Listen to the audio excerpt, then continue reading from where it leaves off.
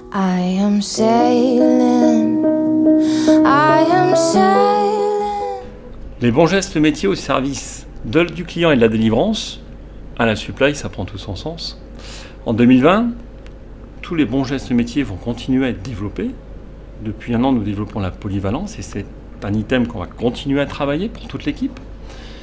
Chaque membre de l'équipe doit comprendre l'influence qu'il a. Quel geste je fais, à quelle influence dans le parcours du produit dans le magasin. Un parcours sans couture que l'on veut bien sûr.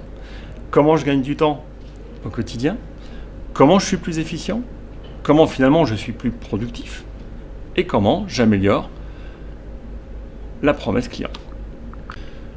3 prismes en 2020. Premier prisme, l'optimisation de la mer. Je prépare des rôles en amont.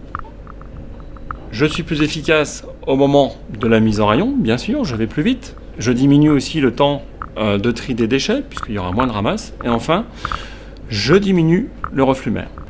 La ramasse et l'adressage des RSS pour la supply, ça c'était également notre objectif en 2020. Je fiabilise le parcours du produit. Aujourd'hui, une seule personne du début à la fin, de la ramasse à l'adressage. 2020, c'est également l'année de la LED. La LED, j'offre la possibilité à mon client d'avoir accès à toute la gamme, Leroy Merlin, depuis chez lui, et surtout, et bien sûr, en magasin. Donc moi, conseiller de vente, je suis prêt à lui faire la commande sur Internet pour le faire livrer chez lui des produits qui ne sont pas stockés à mon magasin, et donc j'élargis au maximum la possibilité de la gamme. Enfin, troisième pilier, la fiabilité du stock. J'adresse l'aménagement extérieur en stock dédié, la partie réserve menuiserie qui nous reste aussi adressée en stock dédié pour une meilleure fiabilité du stock. Donc vous l'avez compris, sur la supply, gain de temps, efficience et productivité, le tout au service de la promesse du client. Alors avec Ludovic, on va vous parler pendant 2 minutes de ce qu'on va faire au niveau de la relation client sur le magasin de Mulhouse en 2020. Pour ça, on a distingué 3 phases. La première étant comment travailler la relation client avant l'arrivée du client en magasin. Donc avant que le client n'arrive en magasin, on va s'occuper d'eux via le téléphone. Donc on va travailler la prise en charge, la gestion des pop-up, mais on va mettre en place aussi des tutos pour comment bien répondre à un client et améliorer les gestes au quotidien. Puis on va aussi détecter nos clients et une nouvelle cible prospect, les personas. Donc on va mettre en place un groupe de travail avec les clients et les collaborateurs pour aller chercher et développer des services adaptés à eux. Mais une fois qu'on a travaillé le avant, maintenant il faut qu'on travaille le pendant. Alors, une fois que notre client est arrivé dans le magasin, on va travailler également la relation client à travers 2 phases. La première, comment réduire un maximum son temps contrainte. Réduire l'attente en caisse, travailler la fluidité, comment trouver un vendeur rapidement dans le magasin et également comment aiguiller au mieux mon client vers le bon interlocuteur. Et dans un deuxième temps, on va trouver le moyen de maximiser le temps plaisir de notre client au sein de notre magasin à travers la signature relationnelle, la relation exceptionnelle, le travail de la vente de la solution à travers la pause et notre petite pépite, l'habitat, ainsi que tout ce qui concerne toutes les attentions exceptionnelles qu'on peut faire à nos clients. L'après, c'est gérer notre image digitale.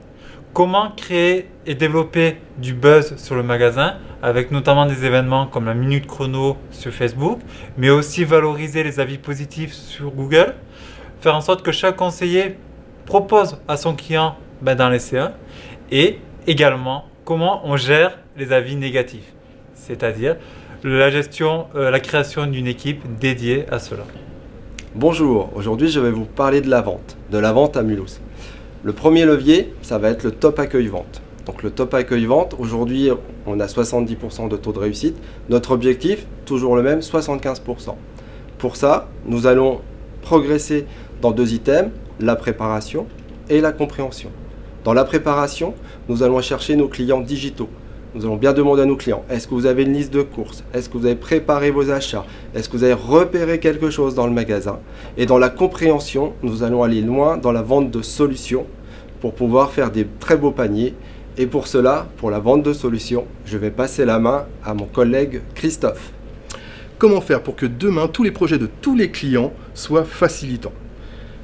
En proposant du clé en main, c'est-à-dire en associant l'ensemble de tous les services que l'on propose, on capitalise sur ce qu'on a initié cette année, c'est-à-dire l'habitat, d'accord, qui est soutenu par toute la palette de services que l'on propose, qui va de campus pour l'apprentissage, colis web pour la délivrance, le service pause, Frisbees et Cotatis pour la réalisation, sans oublier Honnet pour le financement.